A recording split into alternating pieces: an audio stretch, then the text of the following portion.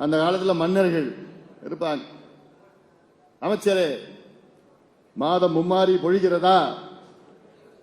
அப்படிதான் கேட்டுட்டு இருக்கிறாரு இன்னைக்கு.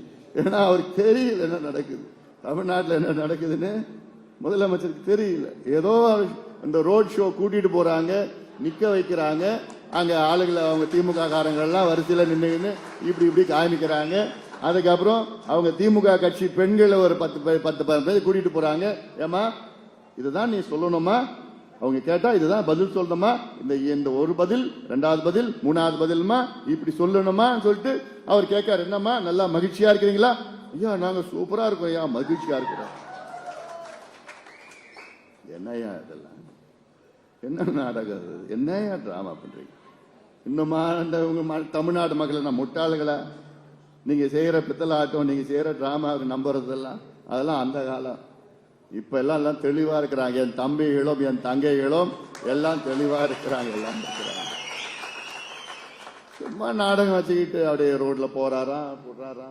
போங்க, உண்மையா பண்ணுங்க, உண்மையா செய்யுங்க. நீங்க முதலமைச்சர், ஒரு நாடு தமிழ்நாட்டினுடைய முதலமைச்சர், மாநிலத்துடைய முதலமைச்சர் நீங்க.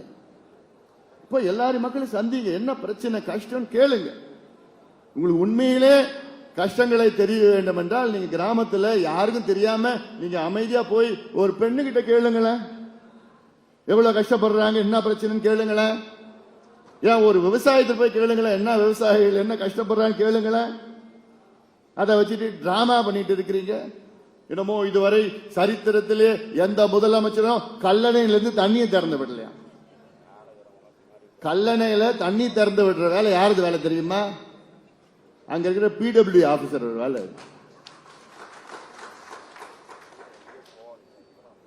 வாட்டர் போர்டில் இருக்கிற இஓட வேலை, எக்ஸிகியூட்டிவ் ஆபீசரோட வேலையா அதெல்லாம்?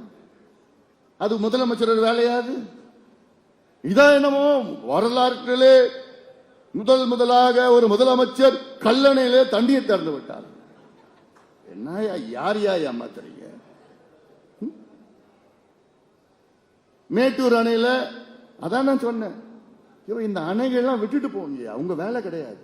அந்த காலத்துல வெள்ளக்காரன் இந்த அணையெல்லாம் கட்டுப்பாட்டில் வச்சிருந்தான். ஏன் கட்டுப்பாட்டில் வச்சான்? இந்த அணையை கண்ட்ரோல் பண்ணதான் மக்களை கண்ட்ரோல் பண்ண முடியும். இதெல்லாம் சுதந்திரம் இந்தியா 78 ஆண்டுகள் ஆயிடுச்சு. இன்னும் அணைகளை நம்ம கட்டுப்பாட்டில் வச்சுக்க முடியாது. இதுதான் அங்க செம்பரம்பாக்கல நடந்தது, இதுதான் அங்க நம்மளுடைய சாத்தனூர் அணையில நடந்தது. சாத்தனூர் அணையை திறக்கணும் யாரோட அனுமதி கேட்டான்? முதலமைச்சரோட அனுமதி. முதலமைச்சர் தூங்கிட்டு இருக்கிறார்.